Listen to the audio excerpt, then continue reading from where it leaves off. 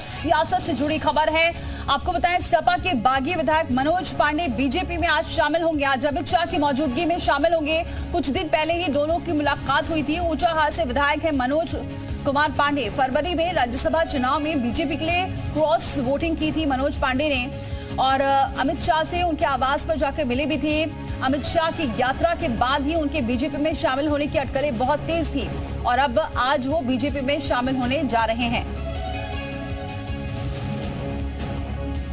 तो ऊंचाहार से विधायक हैं मनोज पांडे और आज वो बीजेपी में शामिल होने जा रहे हैं। पहले कुछ दिन पहले ही अमित शाह से मुलाकात की थी, तब से ही अटकलें तेज हो गई थी।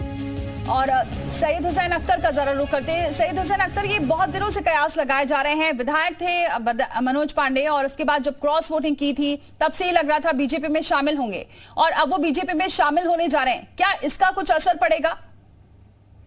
देखिए, असर तो बिल्कुल पड़ेगा।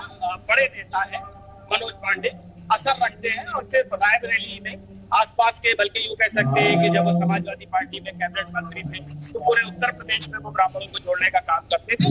तो ये कहना बेईमानी होगा कि उनका असर नहीं पड़ेगा, जरूर असर पड़ेगा। और बिल्कुल आपने सही कहा कि जब उन्होंने क्रॉस वोटिंग की थी उसके बाद ही कयास लगाए जा रहे थे।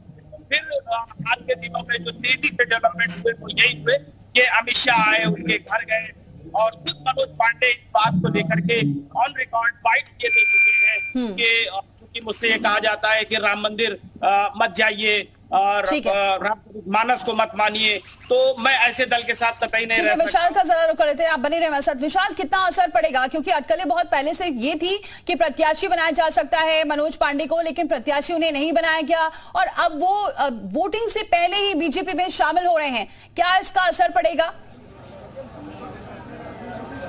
देखिए, बिल्कुल ये मनोज पांडे के जाने का असर तो बिल्कुल होगा, क्योंकि ऊंचाहार इलाके की अगर हम बात करते हैं तो ऊंचाहार इलाके में मनोज पांडे का एक अच्छा खासा वोट बैंक रहा है। ब्राह्मण नेता समाजवादी पार्टी के थे। ऐसे में आज अमित शाह के साथ वो मंच पर जो है दिखाई पड़ेंगे, और जाहिर सी बात है कि लगातार ये कोशिश की जा रही है कि हालांकि राज्यसभा के चुनाव के दौरान ही वो बीजेपी की तरफ रुख कर दिए थे, समाजवादी पार्टी से बगावत कर दिया था। वो बगावत वही नहीं, केवल अगर आप अमेठी में देखिए, अमेठी में भी गौरीगंज से जो है राकेश प्रताप सिंह बगावत कर चुके हैं। गायत्री प्रजापति की पत्नी जो है वो बीजेपी के पक्ष में प्रचार करती नजर आई हैं। तो ये अपने आप में कहा सकता है, लेकिन हाँ, अभी भी कई ऐसे चीजें हैं जो रायबरेली और अमेठी को लेकर जो है हमारे साथ तमाम जो लोग हैं, समय कम है, लौटेंगे आपके पास। फिलहाल आप बने रहे हमारे साथ। बहुत शुक्रिया हमारे साथ जुड़ने के लिए। जानकारी